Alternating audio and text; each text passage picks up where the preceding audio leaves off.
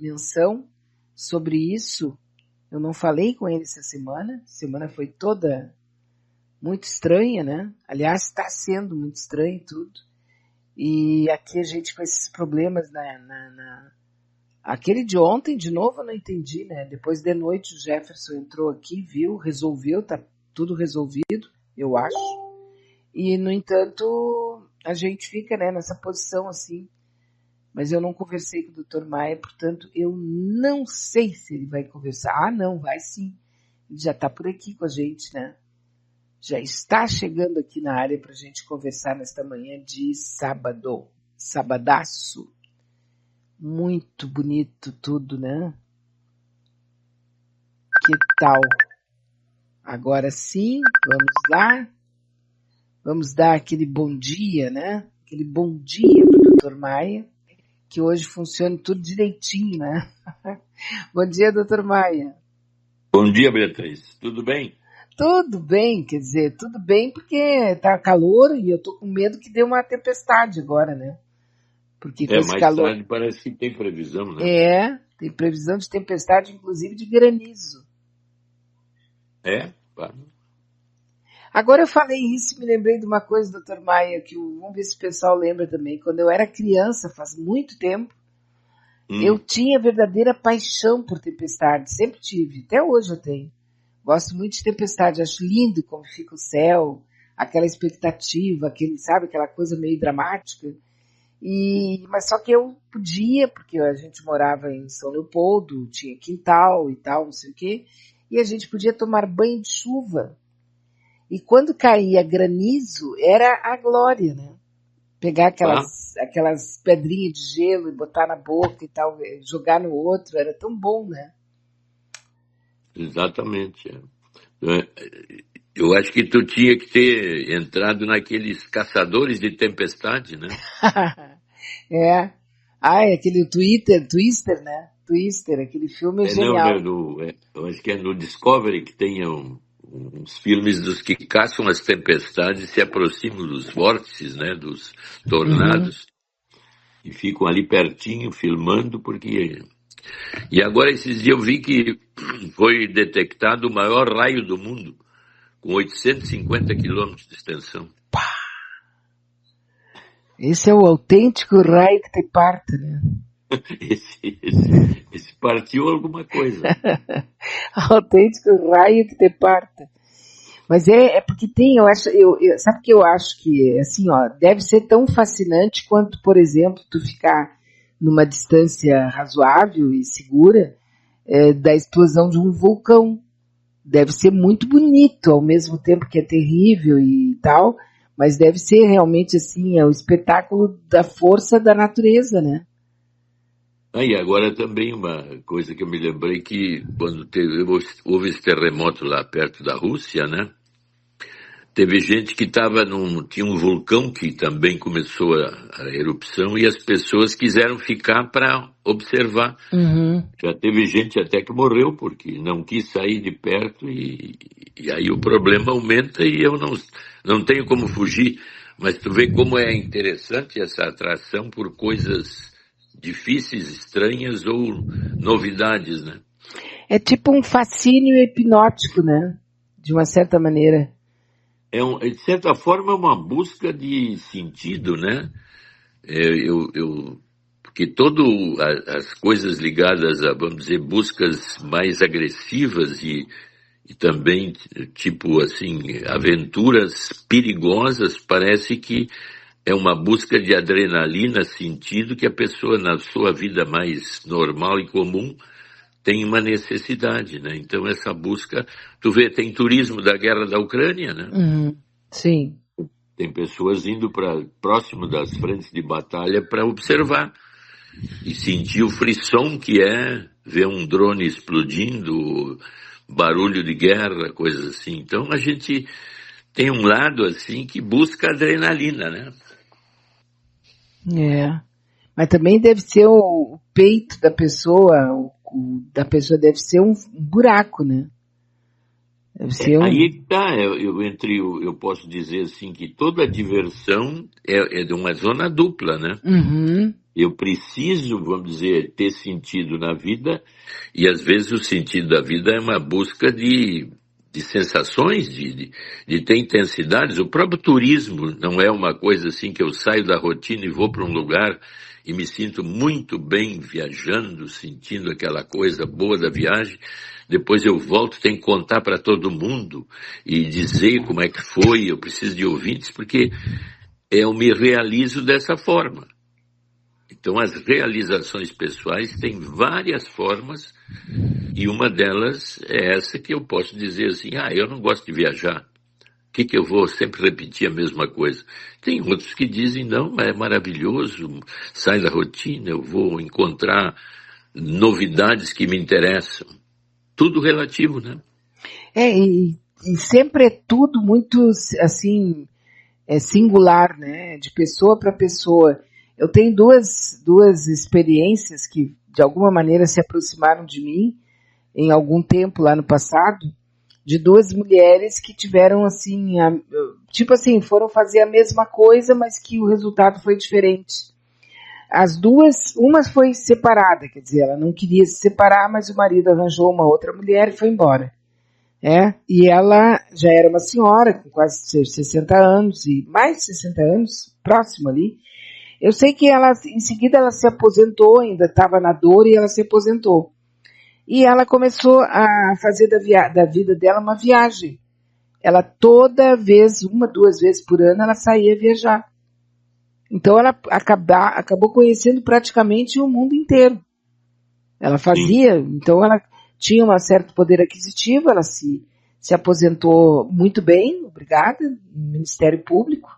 Então ela fazia essas viagens. E ela tinha pilhas de cartões de fotografias de viagens. E eu me lembro que um dia eu estava na casa dela, estava me mostrando uma das viagens que ela fez, e eu perguntei, o que tu fez lá? E aí ela ficou parada, tomando ali aquela xícara de café, daqui a pouco ela disse, Beatriz, eu acho que eu não vi quase nada. Eu praticamente fiquei o tempo todo tirando fotografia, eu estou vendo agora. Nós duas rimos muito, porque ela se deu conta de que ela viajava e tirava fotos, então ela não chegava a curtir a cidade. É difícil de explicar o que eu quero dizer, mas ela... Não, é que tu tá falando que tudo é pessoal. Isso.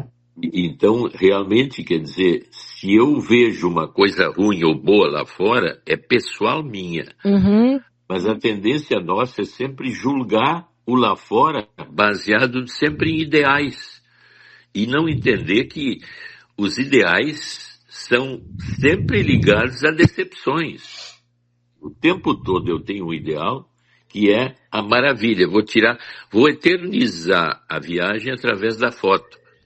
Mas aí eu fico eternizando através das fotos a viagem, mas eu não viajei. Isso. Porque eu fiquei tirando fotos. Então, é uma posição pessoal que depois ela mesma é capaz de fazer uma crítica. Mas a tendência maior nossa é sempre ver o mundo lá fora na linha do ideal. Então, eu estou sempre buscando algo que está errado, ou que não está certo, ou que é complicado, baseado num ideal meu, que está dentro de mim, mas o lá fora é outra coisa. Por isso que a crítica é sempre voltada para mim. No primeiro momento eu critico lá fora, daqui a pouco eu olho, vem cá, mas em circunstâncias parecidas ou pessoais, será que eu não agiria talvez de uma forma meio dupla em relação a isso que eu estou criticando? Então ela, quando olhou as fotografias, disse, bom, agora eu vou viajar através das fotografias, mas eu não estou no lugar que eu deveria ter aproveitado. Mas e não é interessante? Foi um papo muito cabeça que a gente teve naquele dia, quando eu perguntei o que ela fez além de tirar fotos, né? E ela se deu conta que não estava fazendo nada. Sim, tu criou um insight pessoal nela, dizer, mas então tu é uma máquina fotográfica quando tu viaja. Sim. Não, ela acabou rindo, sabe? Não ficou muito... Não houve nada triste. Apenas uma constatação, assim, né? Que a pessoa meio que caiu a ficha, né? Agora, a outra pessoa que também viveu a mesma coisa, se separou também, e a história toda foi assim, né? Ela fazia essas viagens, começou fazendo as viagens, e no final ali, nos quarto, quinto ano, ela desistiu de fazer as viagens, porque ela teve que fazer até uma terapia muito forte.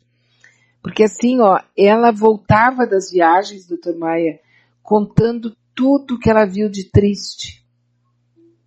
A cidade velha, as pessoas velhas, as pessoas feias, as pessoas pobres. Eu não imaginava que em Paris eu iria encontrar pobre, sabe?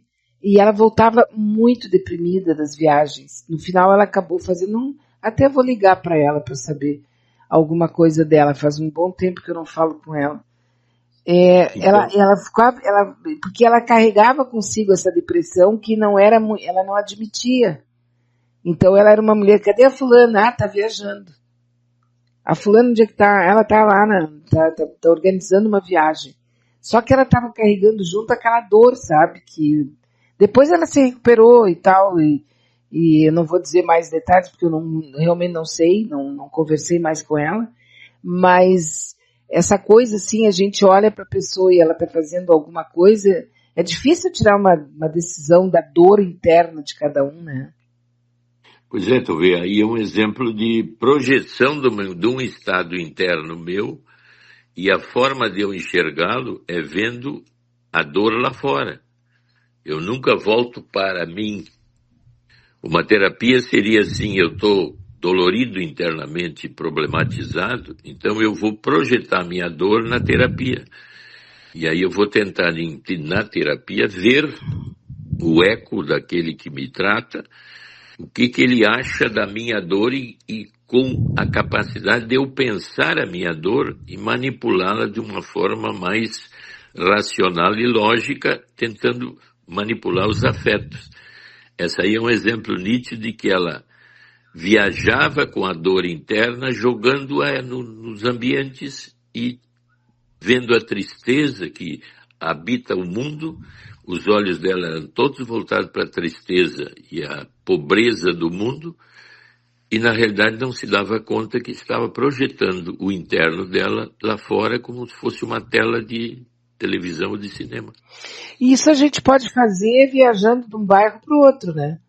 Tu também Exatamente. Quer ter uma vida muito movimentada. Eu tô aqui, tô com uma dor interna, mas aí eu vou para um lugar, vou para o outro, mas essa dor eu carrego e eu vou ver essa dor em todos os lugares onde eu for, né? Sim, é nesse sentido que eu começo a me enxergar, quer dizer, é o chamado espelho, em que o espelho da Alice, né? Quer dizer, eu entro dentro de mim, eu vou para as zonas mais profundas de mim, porque eu não consigo, vamos dizer assim, a maioria vê a coisa ruim lá fora, mas não olha para a interpretação interna que gerou aquela visão. Então, eu teria que entrar dentro do meu espelho para ver por que a minha dor só pode ser vista lá fora, como se fosse dos outros, ou na linha da crítica lá fora, e nunca voltar para mim, por que eu faço isso? Essa é uma das coisas mais difíceis, né? O que eu vou dizer de mim para o outro? Eu gosto de ver o mundo lá fora no sentido ideal, como ele deveria ser. E eu sou muito capaz de ver todos os erros que tem lá fora. Aí eu pergunto, mas então, os teus ou as tuas dificuldades, como é que estão? Bom, eu sou ótimo, tu não está vendo, Maia? Isso. Sou perfeito. Uhum. Eu sei ver as coisas erradas. Eu sou uma espécie de sentinela do bem, como o mundo deveria ser. Perfeito, né? Perfeitíssimo, principalmente porque eu jamais consigo me ver mesmo, né? Aliás, eu sou um soldado de Deus, né? Porque Deus gostaria de que tudo fosse bonito. A pergunta que eu fico assim, eu perguntar então para Deus, mas Deus, se tu é o perfeito e tu quer tudo bom, por que tu criou esse mundo tão estranho? Tão estranho, né? Mas aí é ofensa, né? Perguntar para Deus. Até porque, né, provavelmente ele não tá te ouvindo, né? Exatamente. Vamos ser bem realista, né? Ele não está te ouvindo, né? Por favor. A gente olha, por exemplo, ontem saiu uma senhora já idosa, que trabalhava na Globo News, a Eliane Cantanhede. Eu acho que uma boa parcela de quem nos escuta conhece a Eliane Cantanhede. Ela ontem ela foi demitida, pediu demissão, não entendi muito bem ainda. E eu não vou dizer aqui que eu gostava dela, que eu gosto dela, porque eu nunca parei assim para tomar essa decisão tão importante. Mas ela tinha ali o seu caráter, o seu estilo dentro do trabalho dela. E ela, essa semana, criticou o genocídio em Gaza. Aliás, ela usou essa palavra pela terceira vez na Globo. Ela disse que estava acontecendo genocídio em Gaza. E a pressão foi muito grande e ela acabou se demitindo ou foi demitida, não entendi muito bem ainda. Porque foi uma das únicas que usou essa expressão que eles evitam de usar. Eu não vou entrar aqui no mérito do porquê, porque eu não sei, tá? Eu suponho Sim. alguma coisa, mas não vou falar. Ela foi lá e ela começou a ver, quer dizer, de repente o que a gente vê tem razões ideológicas, né? Da posição da própria emissora, com certeza que tem, a gente sabe que tem. E tem também essa questão da maneira como a gente vê através da imprensa o mundo. Porque a imprensa acaba, né? Principalmente essa imprensa que nós temos, que está hoje, que é muito visual. A gente sabe, né? Tudo muito visual, a gente vê, a gente recebe os vídeos, Então é um negócio assim que pode ser muito explícito. Mas dependendo de como a palavra chega junto com o visual, ameniza, dependendo da palavra que é dita, né? Então, o que eles mantêm como sendo o estilo? É não chocar as pessoas, apesar das pessoas estarem vendo as cenas que estão vendo. Dependendo do jeito de falar, tu tira aquele impacto da cena, porque tu apaga a ideia do genocídio, né? Tu apaga a ideia do crime que está acontecendo ali. E ao mesmo tempo as pessoas aceitam isso porque, de novo, me vem na minha cabeça a palavra hipnotizado. É como se a gente tivesse assim meio hipnotizado. Tu não consegue... É tão absurdo que tu não consegue nem mesmo te revoltar. O problema é sempre a repercussão mais global de qualquer atitude, né? Se eu berro dentro da minha casa, dentro do meu quarto, é uma coisa, eu posso dizer tudo ali, porque a repercussão em relação a outros é muito pequena. Então, sempre que eu abro campos maiores de comunicação, eu deveria ter uma relação diplomática com a informação, quer dizer, ela deve ser medida. Porque se eu fico numa posição que tende a uma radicalização, aí, de novo, nós entramos no que a gente chama guerra de informação e oposição de informações, porque cada informação que eu tiver, ela pode ser reinterpretada. E eu posso usar caminhos de informação onde que tu me disse, eu posso quase provar que é o contrário do que tu disse. Então, isso é uma característica, de novo, pessoal, nossa, de misturar o bem e o mal e as posições internas, né? Por isso que a diplomacia seria aquele caminho do meio que eu deveria tentar o máximo possível. Quanto mais radical for uma posição, mais difícil é não radicalizar outra posição. Porque aí nós temos o que a gente chama de guerra. Quer dizer, é aquilo que eu já falei, nós já falamos aqui, assim, quando a minha posição é muito categórica, ela se confunde com a minha autoestima. É tão categórica a minha visão do mundo, de uma posição de posição interna, assim, ligada a qualquer tipo de notícia ou visão, que passa a ser pessoal. Então, se alguém vem e me critica, ele está criticando a mim. Então, ele é meu inimigo e eu tenho que brigar com ele. Agora, se eu conseguir entender que a posição que existe, ela poderia ser mais diplomática, eu poderia, então, dialogar com a pessoa sem uma visão de que tu está me ofendendo. Então tu vê como complica esse tipo de coisa, mas é muito mais confortável eu ser radical, porque aí a minha posição se funde com a minha autoestima e meu grupo me defende dessa forma. Este é um dos grandes problemas internos também que teria que ser e poderia ser tratado dentro de uma terapia. Porque numa terapia ou num problema pessoal, eu estou dividido em dois sempre. E numa boa terapia, eu tendo ao quê? Abrir um campo onde eu me entenda cada vez melhor e esses dois lados que dentro de mim estão em briga constante, se harmonizem e eu acho um caminho do meio. Mas é muito comum quando tu diz assim, caminho do meio. Então tu não tem posição, tu é um besta, tu é isso, tu é aquilo. Tem que ter uma posição. Claro que temos que ter uma posição, mas sempre evitando a radicalidade da posição, porque ela aí cria esses problemas que a gente vê o tempo todo no mundo. Guerra, briga, distúrbios, quer dizer. Mas a tendência é sempre eu achar que eu tenho. Sim.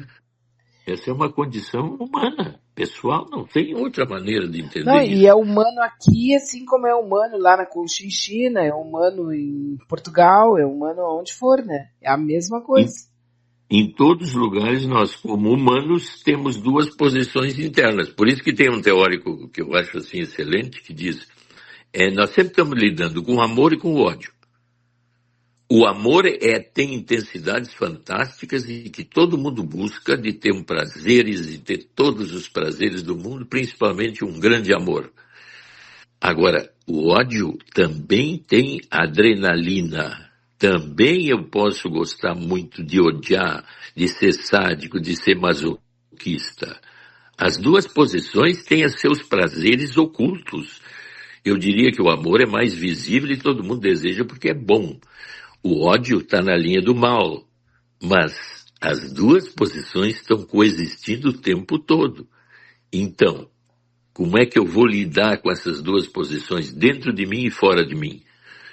Eu teria que fazer um avanço interno de perceber essa mediação e essa abertura para uma diplomacia entre as duas posições e entender que todos nós somos vítimas de duas posições internas projetadas ou não no mundo. Essa é uma busca constante. A gente diz assim, mas como é que o cara pode torturar? Mas se eu for lá ver aquele torturador, eu vou ver que ele está tão degustando aquilo de uma forma odiosa para a gente que é do bem, que é uma coisa assim, para ele é uma coisa maravilhosa estar fazendo aquilo. Então a gente entende essas guerras horríveis que a gente está vivendo o tempo todo no mundo. Muito bem, mas eu recebi aqui agora uma colaboração da Maria Lúcia Sampaio, trazendo uma informação sobre a demissão da jornalista Catanhede. Ela foi considerada antissemita nas redes e teve que se retratar. Ela deixou a Globo News após 15 anos trabalhando como comentarista da emissora. Ela foi demitida ontem, semanas após fazer críticas ao genocídio cometido por Israel na faixa de Gaza, onde, segundo o Ministério da Saúde local, mais de 60 mil palestinos morreram desde outubro de 2023. 60 mil, hein? Em sua análise, a jornalista questionou por que os mísseis disparados por Israel em Gaza deixavam centenas de mortos, enquanto os lançados pelo Irã resultaram em números bem menores. Os mísseis do Israel devem ser bem mais potentes, né? Até porque a gente sabe que são, né? Mas assim, é que esse assunto ele esbarra numa questão muito grosseira, que eu não quero falar sobre religião, nem quero falar sobre etnia, tá? Ele esbarra numa realidade que são corpos de pessoas mortas, né? Então, sobre isso, eu acho que não tem muito o que considerar. Se é antissemita, se é nazista, se é isso, não quero saber o que é. O fato é que tem pessoas que estão sendo mortas lá. Pela fome. Mas aí entra o aspecto esse da tendência quando tu faz uma crítica pessoal ou em um grupo pequeno, coisa assim, aí tu pode ser mais categórico.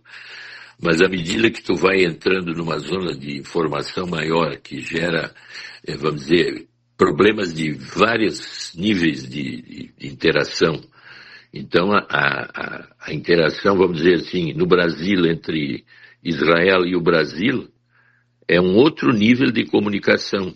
Lá está acontecendo isso, mas aqui eu dizendo isso do jeito que ela disse, eu fico parcial. Então, a estrutura que monta a informação começa a tomar atitudes críticas e aí a gente pode entender que vai havendo uma mudança de posição. Não resta dúvida que acontece lá, mas como é que tu fala aqui e por que tu fala assim? Então, para entender como é que funciona, né? Sim. Olha, querido, tu na rua, aqui em casa tu pode dizer isso, mas se tu sair ali na frente e começar a gritar, vai ofender os vizinhos, né? Então, trata até tudo porque aqui. que a gente não consegue também sair desse anal que é a hipocrisia, né? Não, as relações exatamente, internacionais, elas são hipócritas, de um modo geral. Mas é lógico, tudo que for informação tem dois lados sempre, e tem alguém que é o que está em cima, que controla aquela informação, que diz para ti, olha, isso pode ser dito, isso não pode ser dito. Então, de novo, nós estamos vendo, em nível mais macro, a mesma situação interna que eu teria dentro de casa. Filho, tu não pode dizer isso do teu pai.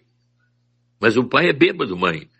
Mas tu não pode dizer isso de que ele é bêbado. Uhum. Bom, num nível interno, eu posso ser categórico. Corta essa informação. Tu não me fala mais isso, senão eu vou te punir. Agora, se eu fizer isso, disser no rádio que meu pai é bêbado, aí é outra coisa, né? Sim. Infelizmente, isso é o que retrata a possibilidade da civilização, né? Exatamente, nós estamos falando de como funciona cada um de nós em nível pessoal, em nível microsocial e em nível macrosocial. Uhum. Sempre a coisa está acontecendo lá do mesmo jeito que acontece aqui, só que cada nível tem os seus problemas, seus controles e suas dominações em crescente, né? Não é nada fácil, né? Essa coisa das relações humanas. Nossa! Se fosse fácil, eu e tu estava no céu, meu. Não, eu tô pronta já, tô com a mala pronta aqui. Tô com as malas, não é nem a mala, tô com as malas. Tamo junto. Tamo junto, com as malas prontas. Pois é que as coisas ficam muito fortes de vez em quando, né? Elas se agudizam, ficam meio agudas assim, é difícil até de falar. Porque nós estamos numa época em que é obrigatório, quase que é uma ditadura do tomar posição, tomar partido. E tu vê, agora, quase... Vamos para uma coisa bem objetiva que aconteceu agora, né? Por exemplo, o Trump disse que vai taxar aqueles países que compram petróleo da Rússia. Aí o ex-presidente russo vem e diz, olha, assim vai entrar em guerra conosco. Pega e põe 2 submarinos atômicos lá perto. Então é assim que vai crescendo a ofensa e o orgulho ferido, né? Isso. Até acontecer alguma coisa, ou quando chega assim perto de o problema vai ser para os dois, quem sabe a gente senta e conversa. Não, e assim, porque assim, lá na escola, lá na creche, aquele outro guri começam a brigar, né? Começa a indicar um com o outro. Aí começa já a disputa por causa de uma guriazinha, por causa de uma bola, por causa de uma merenda. Eles já começam a criar áreas de atrito, certo? Aí o amigo que era amigo dele, agora é amigo do outro, daí começam aquelas disputas. Até que chega um dia que eles pegam um giz e riscam o chão. Daqui tu não passa. E aí a gente sabe que daí a guerra está declarada, né? Sim, o limite agora que eu botei não é o que eu quero. Então eu vou invadir. Uhum. E aí como entra em contato principalmente o nosso orgulho pessoal e a minha autoestima ligada à minha ideia, e agora o exemplo ficou bem nítido. Agora que tu fez esse risco e tirou uma parte minha, tu tá me ofendendo. Sim.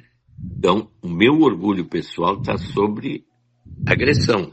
Então, eu tenho que mostrar que eu sou mais forte que tu. Agora é guerra. E se eu entrar numa guerra agora, algum dos dois vai sair prejudicado ou vencedor, né? E Mas são esses submarinos atômicos. Esse risco é a mesma coisa que submarino atômico, na minha opiniãozinha. Aí o que deve acontecer? Bom, então, quem sabe a gente conversa, né? Não, ou então, doutor Maia, olha só como eu ando, né? Minha cabeça anda perigosíssima. Eu ando assim, olha, eu vou ter que pedir até um remédio. Porque assim, ó, o que eu pensei ontem, quando eu estava vendo isso, e veio na cabeça os guri brigando na escola, né? Que agora, então, eu vou botar meu submarino aqui, tu vai ver. Não, eu vou botar o meu submarino também, porque eu tenho um amigo que tem um submarino muito maior que o teu. E sabe, né? Porque eu quero ver por esse lado para não ficar com medo, tá? Então, de repente, quando chegar no auge que eles vão ter, um deles vai ter, porque já está tão humilhado, está tão ofendido, que vai ter que dar um tiro, largar uma bomba atômica. Aí alguém chega e diz, nossa, nós estamos aqui, foi detectado uma esquadrilha de ETs que estão dizendo, recebemos uma informação que os ETs vão dominar a Terra. Bom, aí nós temos um inimigo em comum. De repente isso pode diminuir aqui a intensidade da nossa guerra, a gente deixa a nossa guerra para depois, mas agora nós temos que juntos salvar a Terra. É sempre assim, eu tenho que, o meu auxílio, o auxílio que vier para mim ganhar esta guerra sempre é bom. E se os dois lados são ameaçados do mesmo jeito, ou conversam, ou pedem auxílio para um terceiro que seria maior, que seria então, como tu falou, o alienígena. Mas como não tem alienígena, temos que continuar com a diplomacia. Mas tem aí, não sei se você está acompanhando o tal do novo, como é que o James Webb, como é o nome dele? Que substituiu o Hubble. O famoso telescópio, ele está a 1.500.000 quilômetros da Terra, entre o Sol e a Terra. Aí. Sim, mas eles detectaram alguma coisa, eu acompanho, não com muita tesão, mas eu acompanho também essa coisa, né? E eles detectaram alguma coisa que está todo mundo assim, ó, sabe? Estão impressionados. Isso me pareceu tão estranho, sabe? Eles inclusive tem uma foto que supostamente seria desse James, não me lembro o nome dele agora. James Webb. James Webb é o nome, né, do diz que é uma foto do que seria uma cidade cósmica assim, ela é amarelo, cor de ouro, assim, sabe? É uma coisa lindíssima de ver, e que seria a cidade onde fica Deus. A cidade de Deus.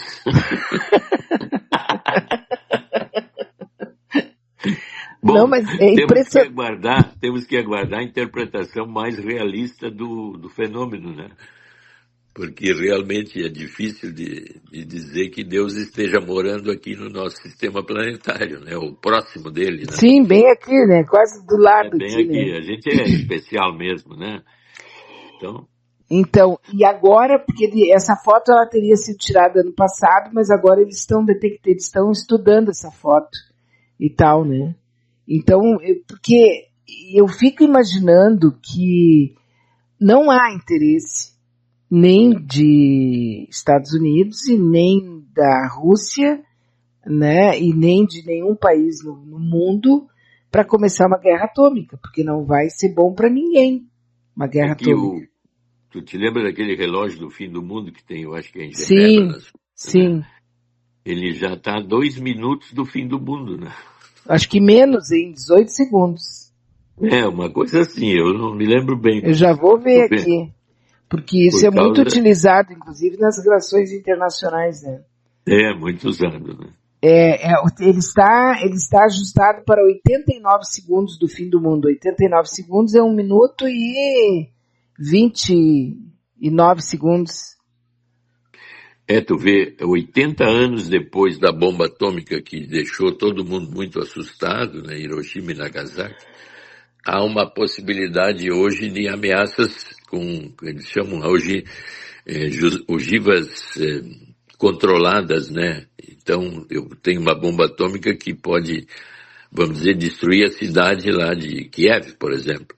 Uhum. Mas é só localizada, né? Ela não é para o mundo inteiro. Então dá para usar pequenas ogivas atômicas assim, para destruir partezinhas, né? Sim, eles têm maletas atômicas, né? Eu me lembro que então, quando terminou a União Soviética, lá na década de 80, né? Quando é que terminou a União Soviética? Do Gorbachev, toda aquela história ali, da né? década de 90, por aí, né? 80, por aí, 80, 90. Eu me lembro que o serviço secreto da Rússia, da KGB, da União Soviética, que era a KGB, muito famosa, tanto quanto a CIA e a Mossad, né? A KGB foi extinta. E aí, não sei, desapareceram alguns dos integrantes e eles falaram que algumas maletas atômicas, pequenos artefatos atômicos que poderiam ser colocados num poste lá na avenida, sei lá, numa avenida em New York, em algum lugar, elas desapareceram. E elas teriam sido vendidas por esses integrantes da KGB. Elas teriam sido vendidas no mercado paralelo, né? E essas dizem que elas estão por aí, que até que tem alguns milionários, multimilionários que compraram essas maletas, né? É tanta coisa que tem, né? Isso aqui, olha, eu vou te dizer, viu? O cara que escreveu isso aqui, o cara que escreveu esse enredo aqui, vou te dizer, viu? E eu me lembrei que o ex-presidente russo ameaçou com a chamada mão morta. Quer dizer, depois de um ataque à Rússia, a mão morta seria capaz de ativar todo o arsenal atômico para devolver para quem o atacou. Gostei do nome mão morta, quer dizer, ela já está morta, de certa forma, mas esperando ser ativada viva. Uma mão dessas, não tem o que fazer. Se começar uma guerra para valer mesmo mundial de atômica, tu tem que abrir um champanhe e esperar, né? Não tem o que fazer. Por isso que eu acho que a diplomacia hoje no mundo está super convocada a se entender sempre, vamos dizer assim, se há uma guerra comercial, ela é melhor que uma guerra de armas, porque não mata ninguém, né? Quer dizer, pode matar de crises em zonas, gerar um pouco de fome ou coisa assim, desemprego, mas não gera morte como está acontecendo nas guerras normais, né? É uma situação e tanto, né? Em ritmo pessoal a gente fica, porque veja bem, né, essa semana, por exemplo, essas 3 últimas semanas, eu cheguei a conversar sobre guerra comercial com dona de casa. Uma pessoa que nunca, jamais conversou sobre isso e estava se posicionando ali, sabe? Eu mesma tentando, que também não deixo de ser uma dona de casa, eu estava ali tentando entender, sabe? Procurando notícia, ouvindo notícia. Aí olha o que o Trump está dizendo, olha o que disse fulano, e não sei o que, a gente falando como se fosse um vizinho da nossa casa. Não, é uma guerra que é uma comoção mundial, né? Quer dizer, todo mundo entra, né? Porque são 200 países hoje no mundo e cada um vai ter um acordo diferente ou muito próximo um do outro. Então mexe, e é uma notícia que mexe na cozinha da casa.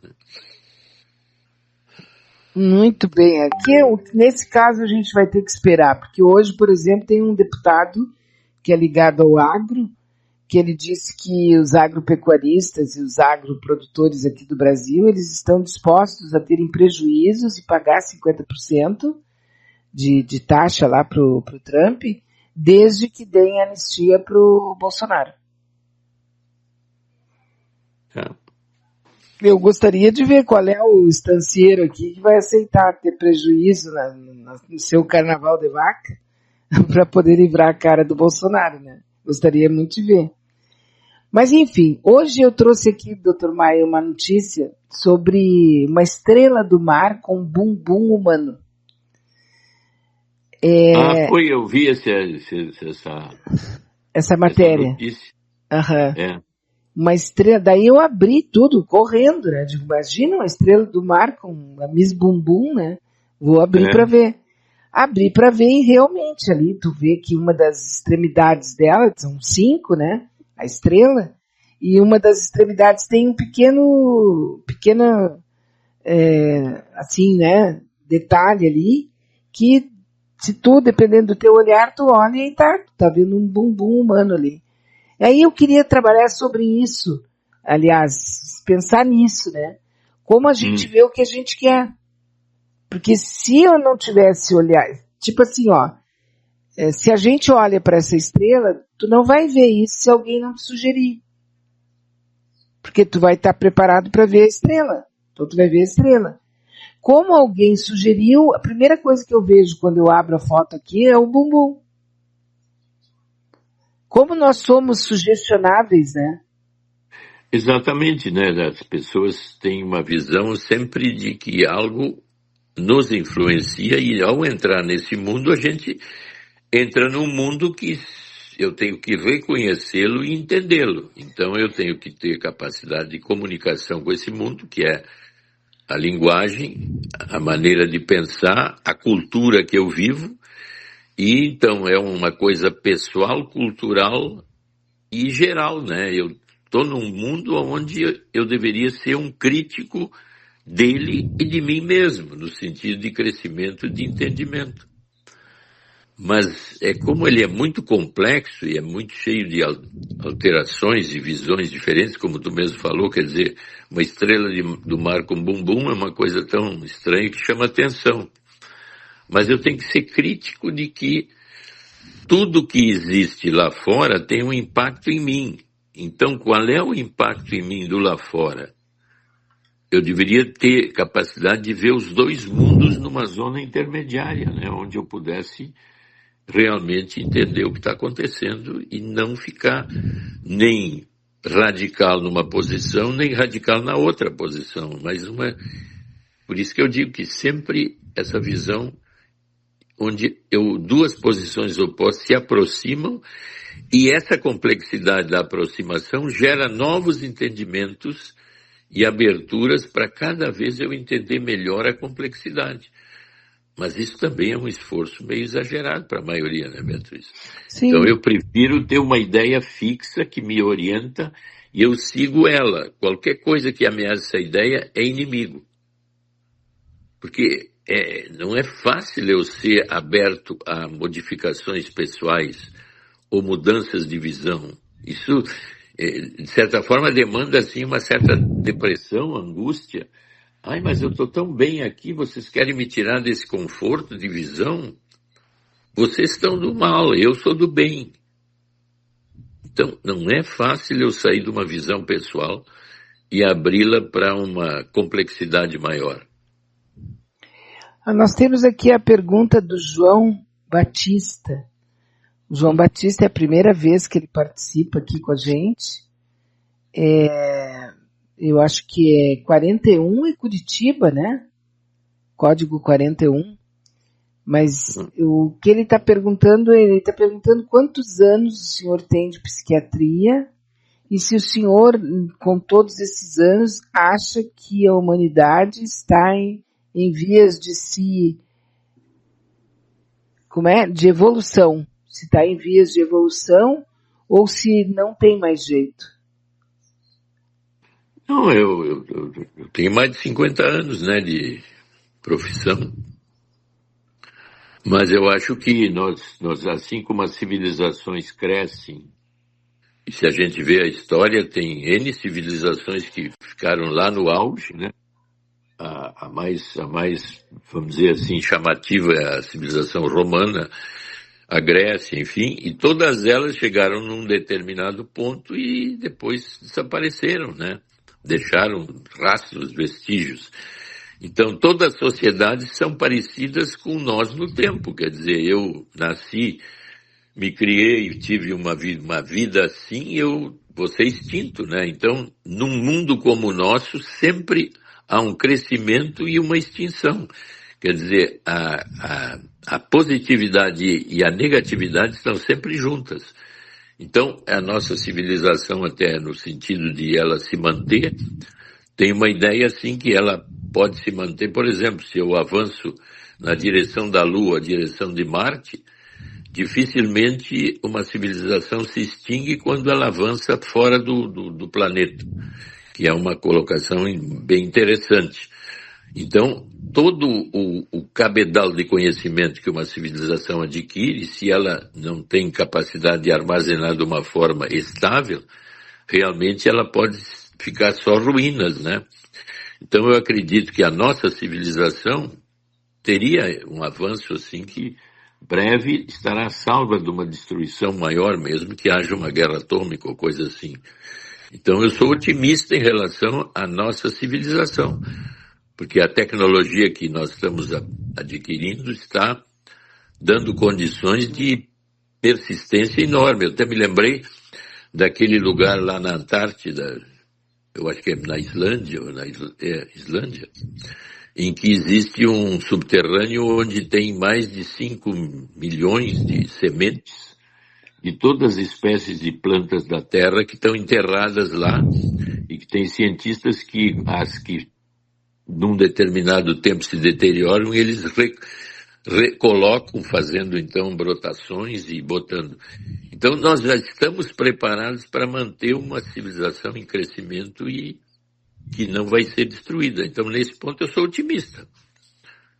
Não sei se eu respondi a pergunta dele. Mas na questão individual, assim, o senhor acha que o ser humano, tal qual ele se encontra agora, ele teria evoluído, por exemplo, do tempo dos homens lá, dos romanos, dos gregos? Aí entra uma outra coisa mais complicada, porque a evolução pessoal é uma coisa, e a evolução social é outra, né? Sim, mas a sociedade está dentro de mim e eu sou um indivíduo da sociedade. Então, a maioria das evoluções pessoais são altamente individuais. Por isso que, então, hoje em dia, a psicoterapia ou as terapias estão em voga, que eu poderia ter visões mais densas de um sentido de vida que me dá condições de entender as complexidades que o mundo apresenta hoje.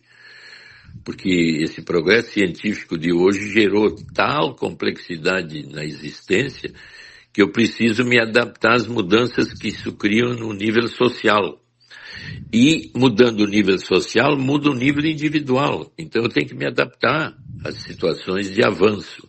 Se eu voltar 200 anos, era difícil haver uma mudança em 100 anos perceptível para mim. Mas hoje, em 5, 4, 3 anos, as coisas mudam assim que todo o esquema social me atinge pelo progresso científico. Então eu tenho que ter um progresso individual de percepção maior de mim mesmo e o sentido da vida. Então esta é uma linha extremamente complexa. Aí nós teríamos que puxar uma linha filosófica que eu gosto muito, que é do Edgar Morin, que é a teoria da complexidade.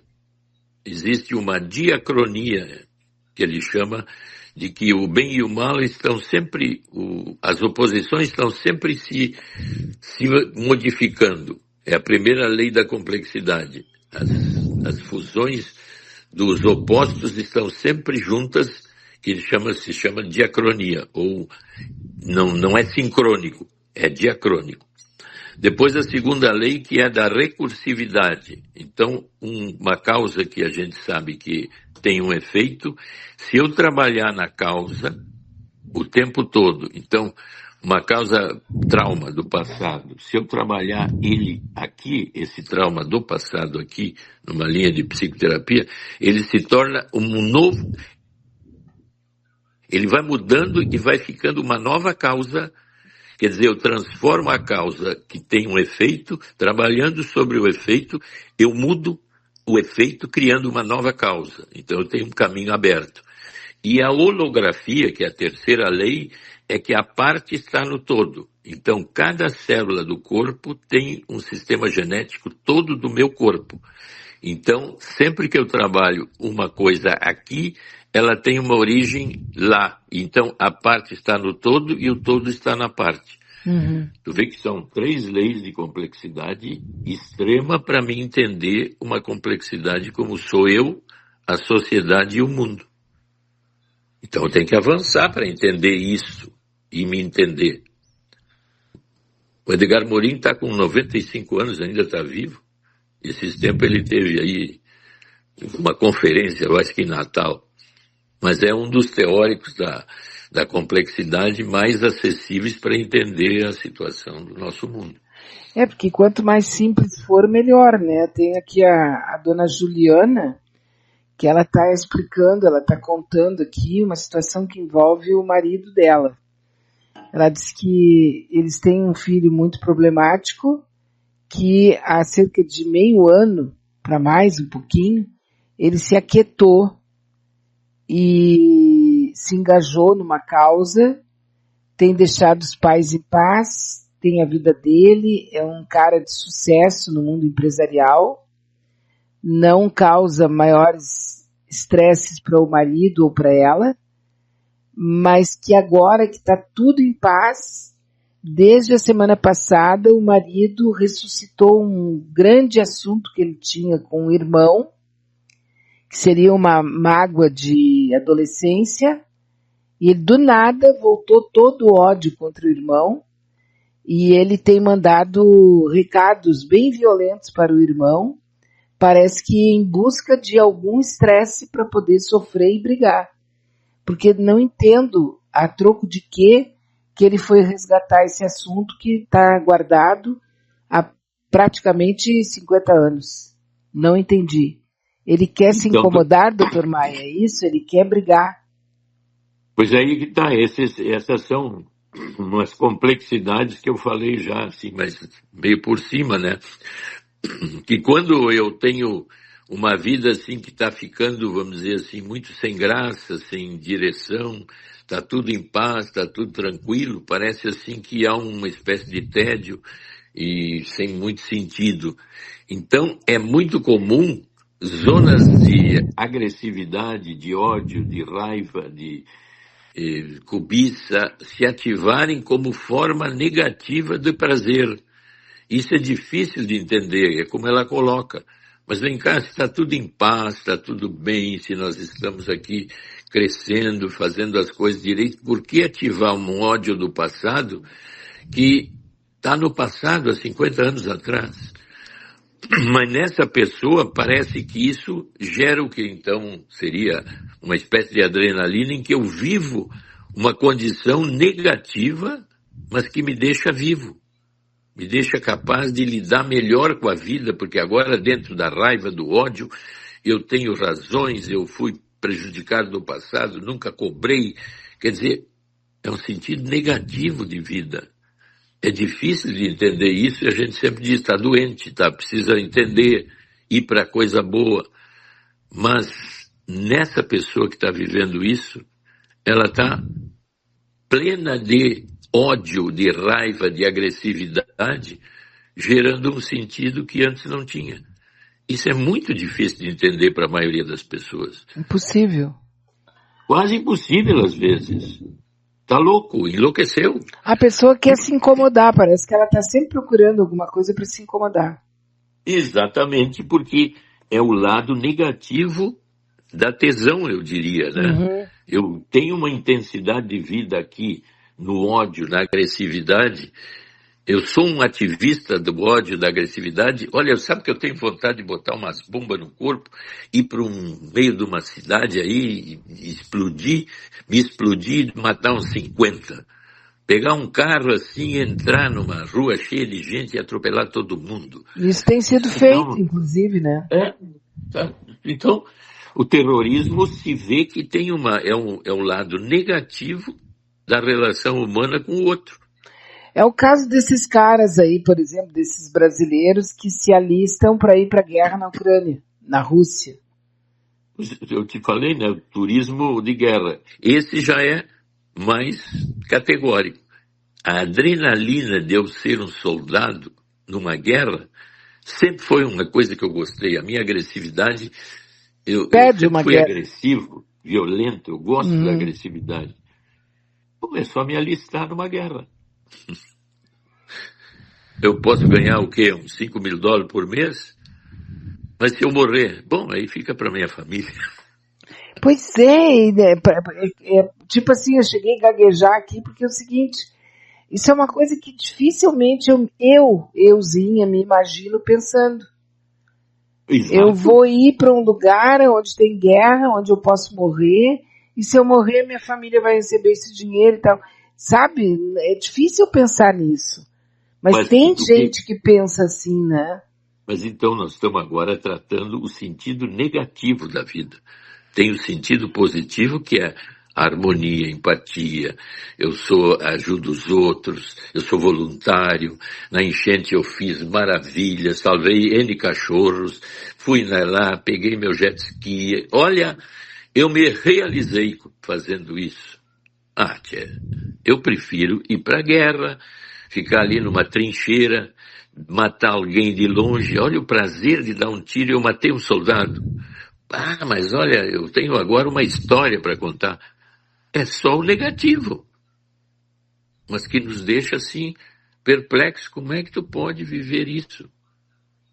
Eu só estou no lado oposto, onde o prazer é negativo, mas é tão forte, ou mais até, do que o lado positivo.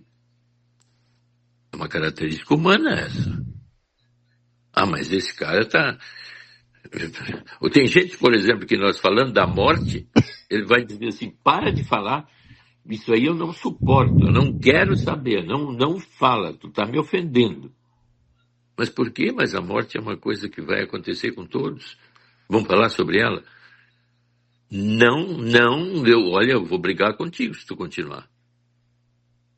Quer dizer, eu não consigo entender as duas posições em diacronia, como a lei da complexidade diz. Estão sempre misturadas. Isso explica, por exemplo, aquelas pessoas que dizem, nessa coisa de psiquiatria, psicologia, a pessoa está sempre com nhenhenhen, com mimimi, e a pessoa tem que ser adulta, resolver os problemas dela, porque eu, por exemplo, né, eu já ouvi um empresário dizendo isso uma vez. Eu nunca tive depressão na minha vida, nunca tive estresse na minha vida, porque eu não tenho tempo para isso. Eu tenho não sei quantos funcionários, eu tenho um monte de coisa para resolver e tal, eu não tenho tempo para isso. Isso é coisa de desocupado. Pois é, porque ele investiu toda a relação dele nesse sentido de vida. Enquanto ele tiver isso, ele está fazendo críticas desse tipo a qualquer outro tipo de problemática que não as dele. Quer dizer, eu tenho muita coisa, eu tenho funcionário, tenho minha firma, tenho isso, tenho aquilo, e estou maravilhado aí. Mas isso são sempre tempos de vida que daqui a pouco a firma pode falir, haver um problema sério de sociedade e a crise se instalar, e naquele nível lá, então ele pode fazer uma mudança. Mas enquanto ele estiver nesse objetivo, todo o resto é besteira. A maioria das pessoas funciona assim. Não me interessa, Beatriz, isso. Então, é bobagem. Porque, de alguma maneira, a pessoa nega, e aí quando acontece um Trump na vida, que naturalmente deve ter lá os deve ter os seus corredores muito escuros dentro da alma, né? Porque ele, do nada, ele faz coisas que a gente não consegue entender. Já vi várias coisas sobre ele, que ele seria um narcisista, que ele seria um isso, um aquilo, quer dizer, na verdade ele não parece ser um ser humano que para e pensa, né? Ele age instintivamente, da maneira mais assim, tô indo pro playground, eu tô agora lá pro playground, se alguém me olhar com cara feia, eu mato. Né? Uma coisa mas aí que tá, né? Então, aí nós temos que explicar psicologicamente que o poder nos pode dar essa condição de ativar todas as negatividades que nós temos. Tudo. Que podem ser positivas para um lado e negativas para o outro. Então, eu com esse poder narcísico, então eu posso mexer com todo o sistema mundial porque eu tenho esse poder no momento. Então, como tu vê, como o poder é sedutor para onipotência, né? E tem um aspecto que tá aparecendo assim, não está aparecendo ainda grande, uma forma explícita, mas está no submundo aí da política, tá? Duas coisas semelhantes entre o Trump e o Bolsonaro. Duas coisas não, eles têm várias coisas semelhantes, né? Mas histórias completamente diferentes. Um é um militar que nunca trabalhou e tal, e o outro é um empresário que supostamente tem sucesso, mas veio na mesma vertente do pai, que já era um cara de sucesso, quer dizer, ele não nasceu do nada, né? Não começou do zero, que é o Trump. Mas interessante isso com relação às primeiras damas. Agora está surgindo lá nos Estados Unidos a vertente, quer dizer, a gênese, quem é a Melania Trump. E o jeito que ela veio, para onde ela foi, aonde foi que ele a conheceu, que passa por um mundo que não é exatamente um mundo glorioso da primeira dama recatada e do lar que a gente tem, mais ou menos, e que ela mesma aparenta, né? Aquela mulher, assim, uma coisa meio estranha, meio diferente, muito recatada e quieta. E estão contando agora, tá virando escândalo lá, o histórico dela quando ela era uma garota que chegou do leste europeu, lá chegou e que ela tinha, assim, uma vivência recebendo homens, né? Então, e aí ela conheceu ele nesses grandes lugares aí, para onde as meninas eram levadas. E aqui também no Brasil, a coisa mais ou menos está encaminhada para isso. Estão levantando algumas questões da primeira-dama, do ex-presidente. Assim, ó, eu estou impressionada com a similaridade de ambos terem aquele estilo ali e ambos terem escolhido companheiras que vieram de um lugar assim, que vieram de uma estrutura assim, onde elas não tinham realmente aquele glamour da alta sociedade e menos ainda daquelas meninas da igreja.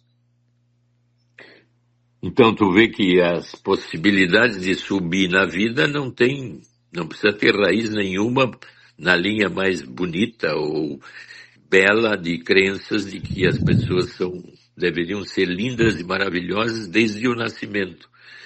A linha de crescimento de poder tem que ver muito com a expertise e a capacidade de ser narcisista, esperto, cobiçoso, inteligente para lidar com as oportunidades e que então eu cresço baseado na minha capacidade de lidar com um mundo complexo onde os afetos não são os mais bem-vindos de todos.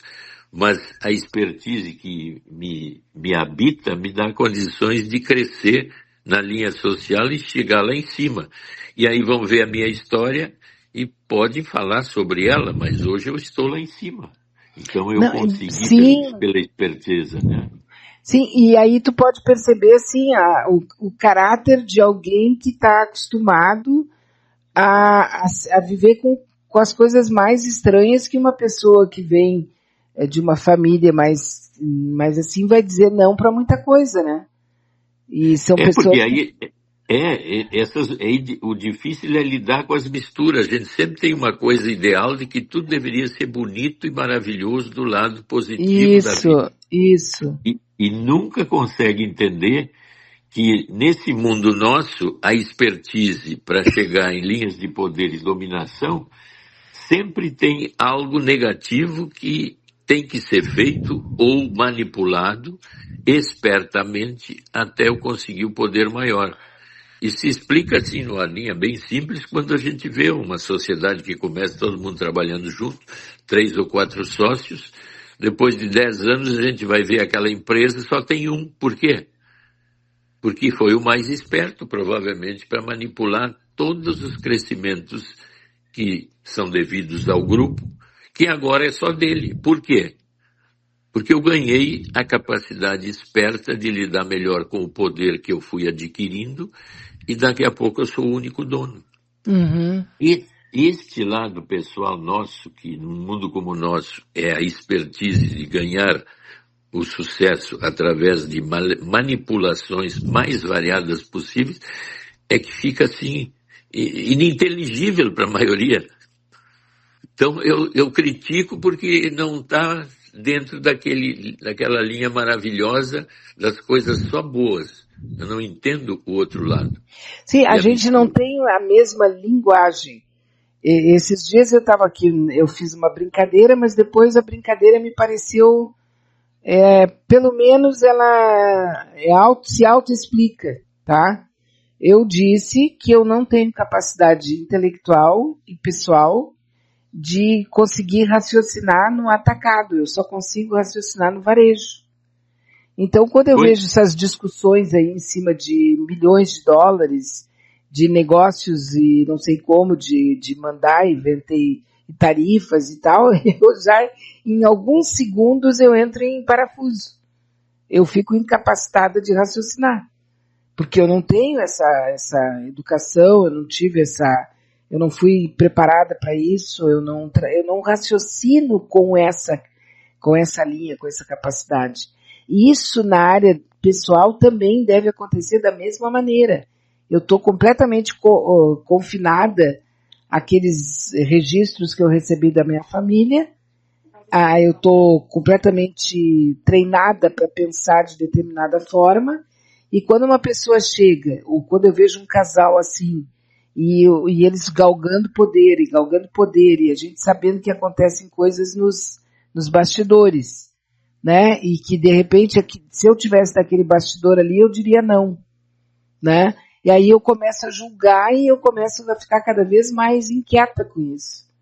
Porque eu não consigo raciocinar com a mesma clareza que eles veem determinadas coisas que para mim são impossíveis, vamos dizer assim.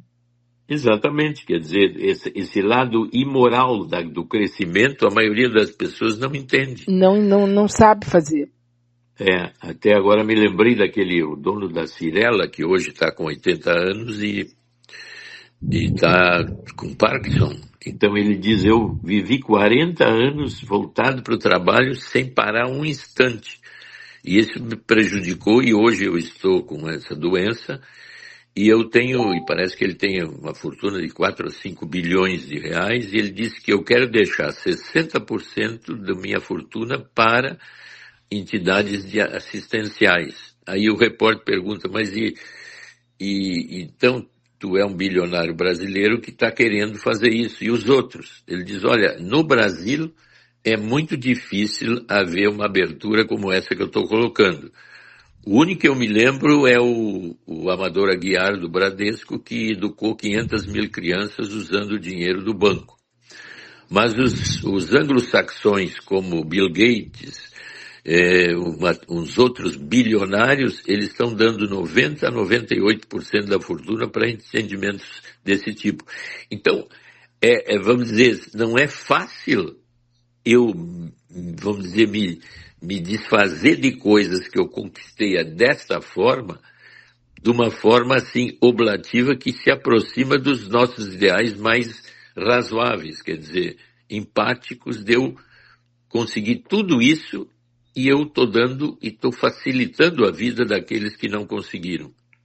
O egoísmo aí é muito grande, ou ele é abrandado pela doença, pela velhice e pela proximidade da morte. Uhum.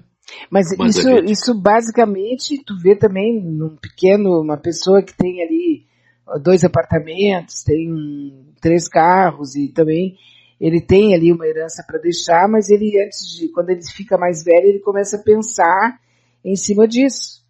A pessoa tá se aproximando, eu tenho, então é uma coisa assim que é mais muito da capacidade desse pensamento.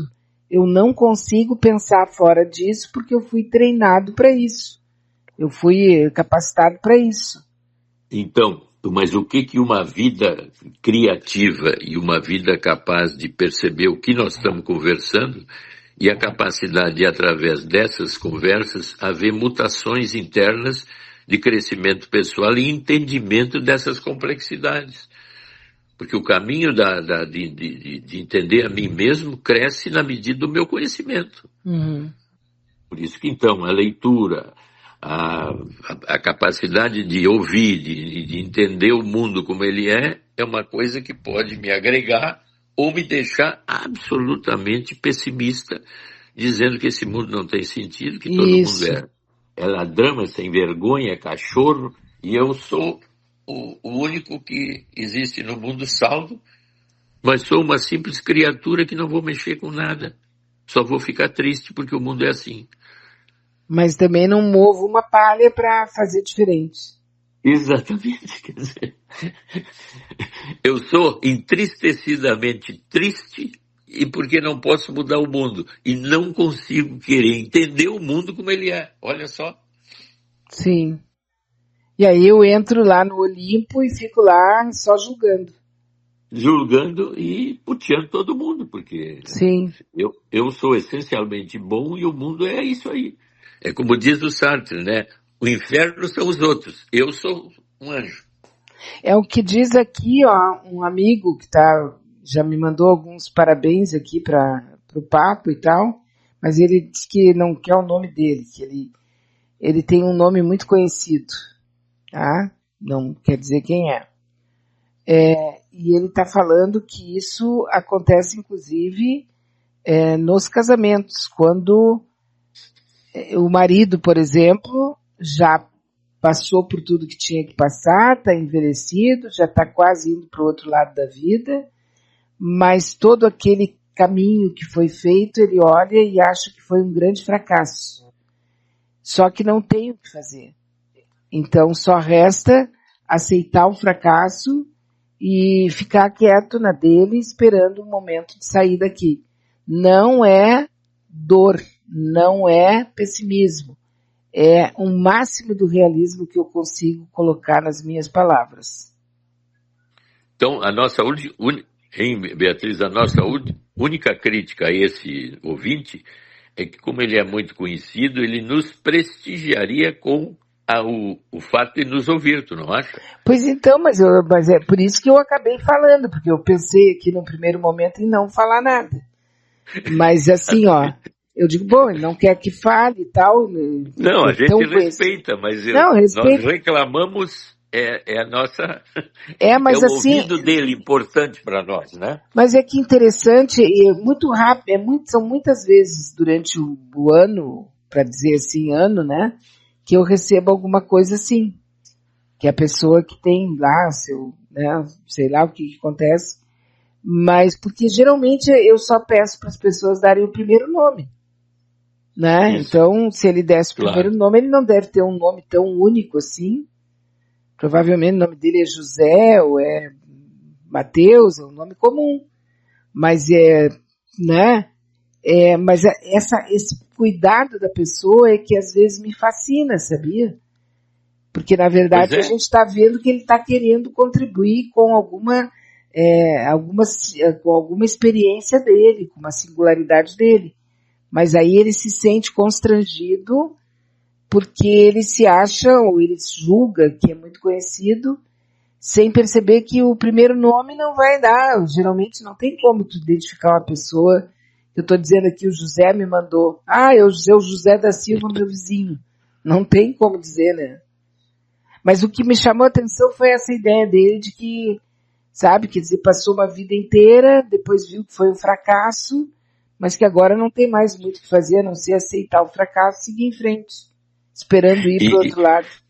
Uma coisa meio dramática, né?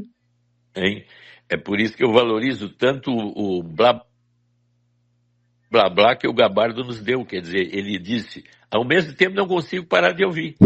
Quer dizer, é uma crítica, mas tem uma positividade que é um blá blá blá sem parar, mas que dá vontade de ouvir, né? Mas é um ruim que eu gosto. É ruim, mas eu gosto. Eu gostei porque o Gabardo promete nessa linha. Ele faz as duas coisas que a gente sempre preconiza. Agora, trazendo esse exemplo aí do que o nosso ouvinte falou. Esse homem que teve a vida inteira casado e agora está triste e quase moribundo, pensando na morte, como é que ele não conseguiu integrar tudo que foi bom na existência e se preparando para esse caminho mais doloroso, que é a velhice e a morte? Ele precisaria entender que ele teve uma vida. É verdade, claro, mas ao mesmo tempo, doutor Maia, o senhor não acha assim que de repente ele está radicalizando o máximo possível essa percepção de fracasso que é para dar uma dor maior, talvez até para ele acordar e ver que tem muito mais para fazer ainda? Então aí tu vê como nós estamos falando coisas que são complexas. Quer dizer, será que na dor e na visão negativa dele não tem mais prazer do que o lado positivo? Pois é. E ao mesmo tempo ele se protege ao não se revelar. Esse é um dos grandes pontos, né? Que a gente teria que entender que quando eu começo a ficar negativo, será que o prazer negativo está tomando conta de mim porque as coisas positivas me abandonaram? Será que eu não tinha que fazer o caminho dialógico, que é um percurso entre o que eu estou sentindo hoje e o que eu senti antes? Quer dizer, na linha terapêutica é isso que a gente faz. A gente traz o trauma presente, buscando a raiz no passado e racionalizando ele, pensando sobre ele e o mudando e fazendo uma transformação e até uma sublimação das coisas, indo na direção de um positivo misturado com o negativo. Porque o trabalho do negativo é o luto. A maioria das pessoas não consegue fazer um luto da sua vida. E pegando as coisas boas, como a gente faz em frente a um cadáver, eu pego as lembranças dele, naquela zona de luto, e trago para dentro de mim tudo que foi bom com ele ou que ele me inspirou. Então, fazer esse luto com a nossa vida é um caminho altamente positivo de crescimento pessoal. Mas haja capacidade para fazer peneirar isso tudo, né? Eu e tu levantamos as hipóteses, agora cada um as usa como Dane-se, puder. né? Dane-se, foda-se, né? Eu vou fazer se quiser. Mas assim, ó, é que como nós também não estamos habituados nem preparados para esse tipo de papo, a gente está muito preparado para as coisas mais específicas, para coisas mais definitivas.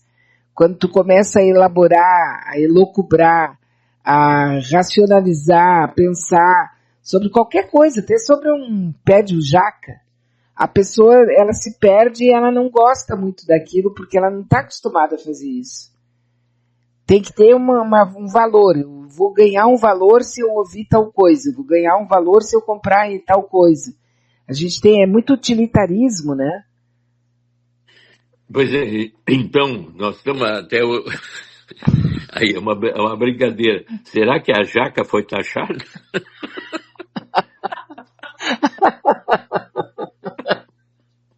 Bom, mas falando em jaca taxada, diz que de tudo a gente tem que tirar alguma coisa boa, né?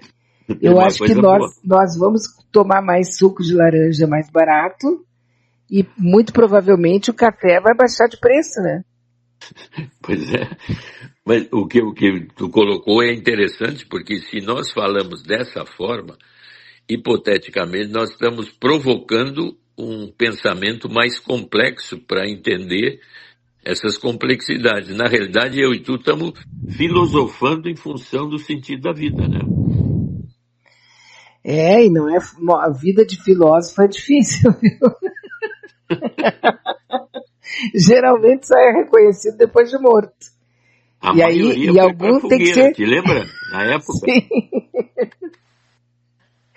Mas é que tu colocar em palavras aqueles sentimentos que são os mais primitivos que a gente tem é difícil. Como se de repente tu quisesse explicar o vento, né? É meio difícil. Mas então a nossa conversa convoca a pensar de uma forma dialógica, quer dizer, em que eu misturo as coisas de uma linha de complexidade maior, porque eu não fico radical criticando de uma forma radical, eu procuro sempre entender o que está acontecendo de uma forma aberta. Isso é uma maneira de eu perceber a minha vida, não tanto voltado para o social, mas perceber a dualidade que me habita. Que eu posso ter tido uma vida muito boa e hoje estou muito triste e abatido com o meu futuro daqui para frente. Como é que eu faço esse luto onde eu ganho estrutura para enfrentar um caminho que agora vai ser tortuoso, que é a idade, a velhice, as problemáticas que me envolvem no momento no mundo familiar, ou de emprego, ou de tudo. Eu preciso de uma visão mais densa de mim e do ambiente. Essa é a nossa proposição quando se fala nessas coisas que têm duplicidade, né? Que a vida é isso, né? É duplo. Exatamente. Por que os filósofos ficavam pensando e escrevendo sobre o sentido da vida e por que a vida? O que eu estou fazendo aqui? Por que eu estou vivo? Porque quem é que me criou? Quais são os mistérios que nos habitam o tempo todo? Quer dizer, esta curiosidade é que pode dar uma densidade de eu me sentir melhor comigo e com os avanços que eu vou tendo nesse caminho. Mas só que não é prática. A filosofia, ela incomoda e ninguém gosta de filosofia, nem eu, porque ela não é prática. A gente quer o 2 mais 2 é 4, fiz isso, fiz aquilo, ganhei isso. Essa é a vida, vamos dizer, pragmática. Essa é para manter o corpo vivo, ter comida, ter isso, ter aquilo outro. Mas o sentido da vida, por que eu estou aqui, ele é complexo. E eu deveria ter uma visão mais complexa desse sentido de vida, porque se eu ficar no pragmático, eu vou ficar vulnerável ao pragmático. Daqui a pouco o pragmático começa a ter problemas e a empresa quebra. Completamente o sentido de vida, né? A empresa quebra. Agora, por que todo filósofo tem uma cara de louco? Porque realmente nós entramos numa zona enlouquecedora. Puxa vida, não tem um filósofo bonito. Tu pega as fotografias, quer dizer, os desenhos deles, né? Como eles seriam lá, o Aristóteles, sei lá, bota outros nomes aí, Platão, o Epicuro, não sei mais quem. Eles eram muito feios, né? Eles eram feios.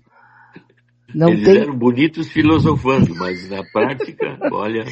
Mas e de repente, para quem é feio, não resta só a filosofia?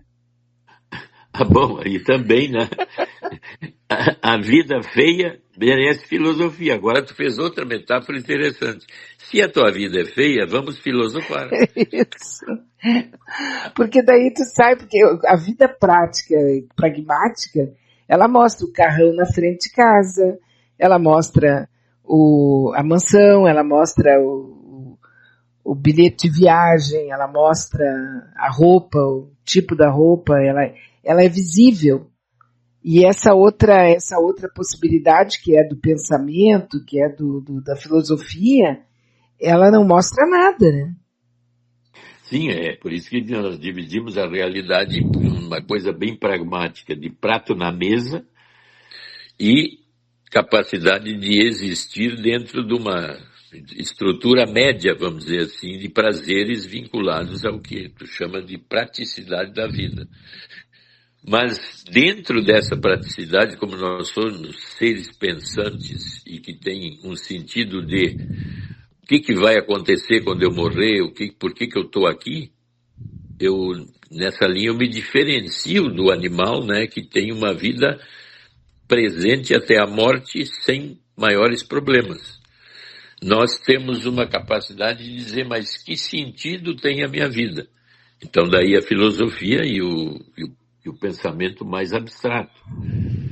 Então, se eu não consigo isso, eu tenho que estar preparado para quando a vida começar a faltar, a velhice começar a chegar, não ficar deprimido, não ficar doente e, na realidade, mortificado, né? Então, a filosofia sempre seria bem-vinda, que na realidade mais pragmática seria, hipoteticamente, uma terapia ou um grupo onde eu posso expressar esses pensamentos que nós dois falamos o tempo todo. Muito bem, Dr. Maia, a gente está se aproximando aqui do final do nosso encontro, sempre muito interessante, produtivo, porque eu dou umas viajadas aqui que depois eu fico a semana toda voltando aqui, me lembrando do que foi conversado, né? Eu queria lembrar os amigos que nós estamos no dia 2 de agosto, daí vou falar de uma coisa prática aqui, né, pragmatismo, que é o nosso financiamento coletivo, né, que os amigos e as amigas, se puderem pensar nisso, né, e desejar, assim, participar do nosso financiamento, nos prestigiar, né, com um depósito no nosso Pix da Manaus, @gmail.com. Eu deixo aqui como registro. Para concluir, Dr. Maia, a China, que é o maior problema hoje do Trump, dos Estados Unidos, todo mundo sabe disso, né? O BRICS, mas principalmente a China. Ela, imagina, em questão de tecnologia, em questão de indústria eletrônica, a China está, assim, uma coisa assustadora, né? Tá. Pois agora eles lançaram, no setor da nanotecnologia, eles lançaram uma abelha, tipo uma abelha, ou até mesmo um outro que foi uma mosca, que é ciborgue, que pode ser usada para espionagem e vigilância. E ela vai soltar esses bichinhos em vários continentes. Ela pesa 74 miligramas. 74 miligramas. E preso às suas costas, ela tem um aparelho que envia pequenos impulsos elétricos, fazendo com que ela vire à esquerda, vire à direita, siga em frente, recue. E o Instituto de Tecnologia de Pequim desenvolveu circuitos eletrônicos impressos em uma película flexível, tão fina quanto a asa de um inseto. Em testes, 9 em cada 10 vezes, o inseto obedeceu aos comandos. O dispositivo de controle cerebral é o mais leve já projetado, demonstrando o avanço da miniaturização eletrônica na China.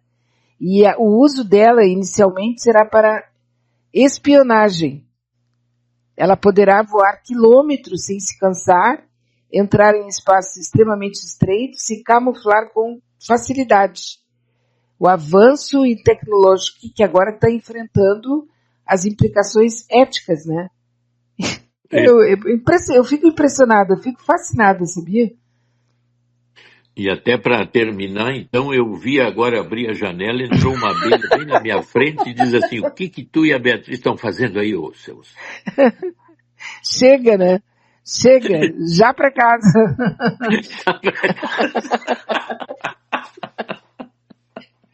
Já para casa, tá? Então tá, né? Valeu. Fica quietinho. Cala essa boca.